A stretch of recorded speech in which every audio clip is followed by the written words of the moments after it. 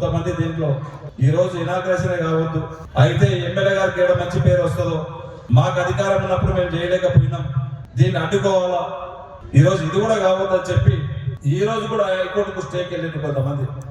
ఇప్పటికి కోర్టులో ఉన్న వాళ్ళు భద్రేశ్వర గుడి ఆశీర్వాదం, తాండూరు ప్రజల ఆశీర్వాదం నాకు ఉంది కనుక ఆ భగవంతుడు వాళ్ళ కోట్ల కూడా ఇక్కడ నిర్దేశించిన దీంట్లో ఏ ఒక్కరికి కూడా ఏం కాదు. ఈ రోజు నుంచి ఆ షాపులు వాళ్ళు నడుపుకోవచ్చు. ఆ కోట్లని బోట్లను వాళ్ళందరినీ కూడా నేను చూసుకుంటా.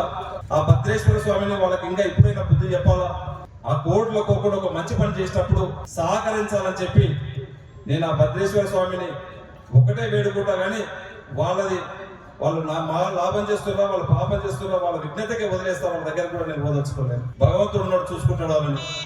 కానీ మనం మీ ఆశీర్వాదంతో ఖచ్చితంగా మంచి పని చేసుకుంటాం. వేదమే నాకు ఒక అవకాశం ఇచ్చింది. నేను ఆ రోజే చెప్పిన ఏ ఒక్కరికి కూడా ఇబ్బంది రానియను.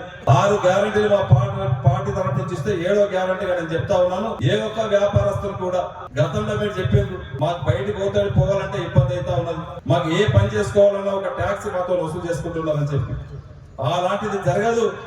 మీకు ఎక్కడ కూడా జరగకుండా ఖచ్చితంగా